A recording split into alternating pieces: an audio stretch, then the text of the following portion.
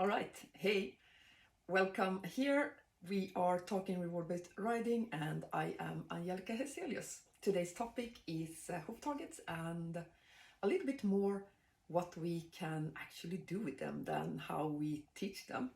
Here on the picture to my left, you see my horse Kopar, and yeah, we're doing some gymnastical training for him, which is super important for him to stay training and to stay fit. So this was part of our program just to accomplish that. And he's standing on a pedestal. I don't know how clear that is, how visual that is, but he's standing on a pedestal doing a little bit of weight shift backwards. And I've added a level of difficulties, asking him to target one of his legs to my hand there, or his knee rather. But anyway, that's a bit later on down the road.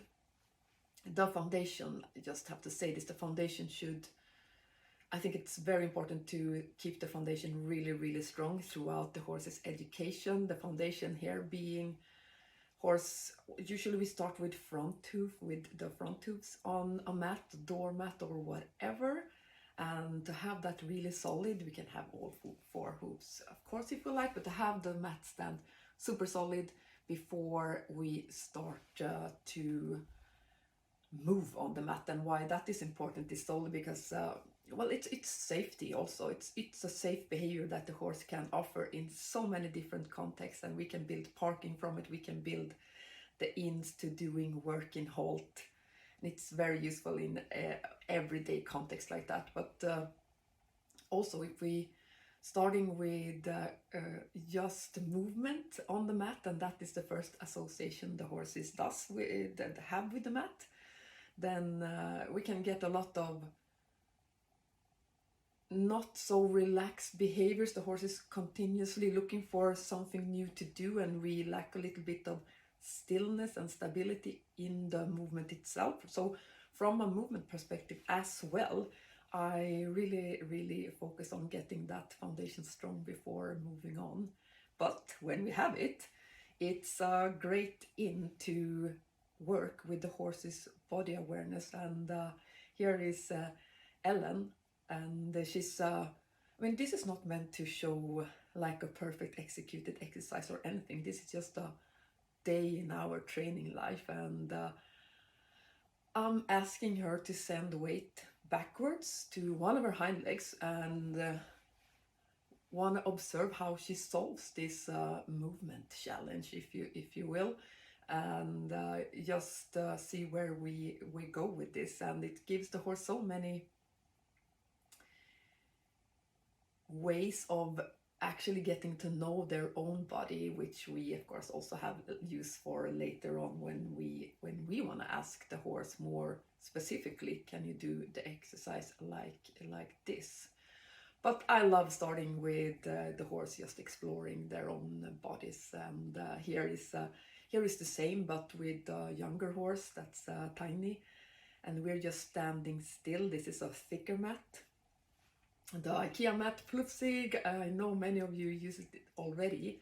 It's a little bit thicker, and from that perspective, I think we should not stay endlessly on it, because it can be a lot for horses that are not used to stabilize their body on different surfaces, to keep it really short in the beginning. And he is young here, so we are mainly staying here for X amount of seconds, and then actually leaving to introduce him to a bit more work with the stabilizers.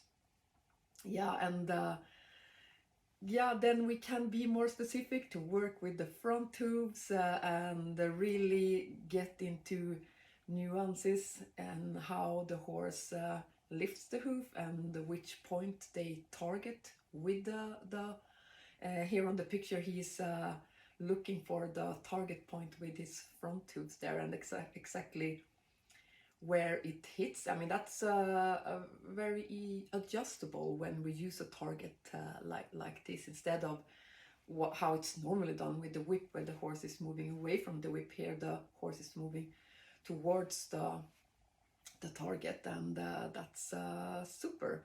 We can do the same with the hind legs, of course. Here is bit further on the road down the training, so I transfer the cue. I'm just pointing at her leg. That's our then working cue. Built it up the same, and I think how I work, this is also an important thing for me. What you see on the picture is I actually have a doormat under her hoof. I'm asking her to, can you lift the hoof? But we are just in the start of doing this a bit more systematically, and from that perspective, I want her to have an opt-out. That is the mat. So I have two behaviors that I can reinforce here. I can reinforce her for lifting the hoof up and also for putting the hoof down. So she also have a physically easier option to get rewarded for. Yeah, that's an important concept in my training, and I think we should always think about that aspect when we work with more physical stuff, like the mat can be when we evolved it a little bit further down the road.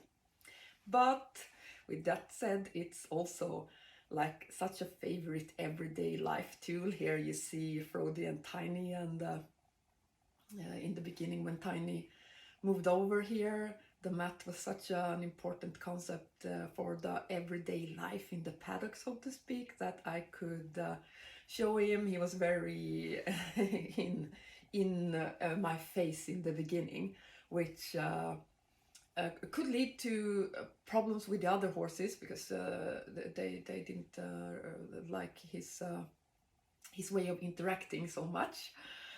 So just giving him, hey, can you maybe stay here? And then I go fix this with this guy, and you know, shaking hooves, just the daily things that you can do on your way to feeding hay and stuff like that. But I use, with this said, use mats in all the contexts. And of course, I am very fond of building parking with the help of a mat as well, ground tie or whatever you call it. But the everyday life usage, well, then is also where you need that strong foundation that the horse can stand for X amount of seconds.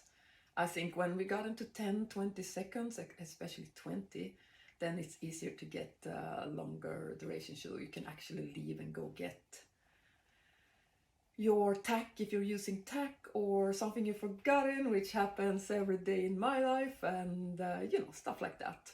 But of course, I also use it a lot for developing different gymnastical exercises. Here is the Spanish walk again, and for this horse, being really one-sided, an important tool to help her straighten up her shoulders and be more symmetric in that sense. And yeah, here we see some cooperative care. I'm taking his temperature there, and I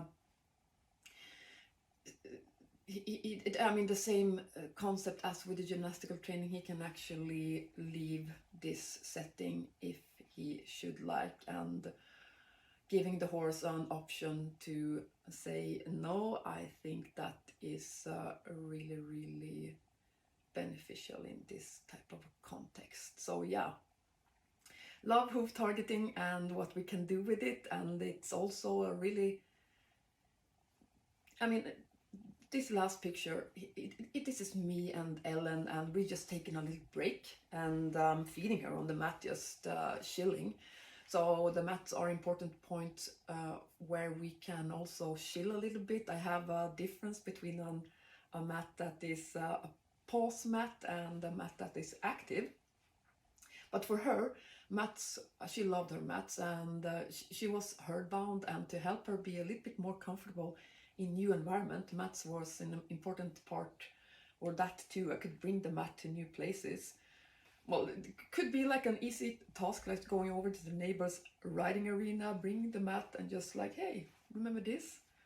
You know how this operates. It's the same as home, and that actually knowing how things worked calmed her down so much, and like, okay, I got this.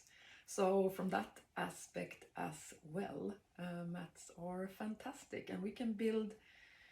I often introduce the Rein aids from mats or stationary mats on the ground, and teaching backup and stuff like that. But we'll return to this subject, and promise to keep it short. So I think we end here. Thanks for tuning in.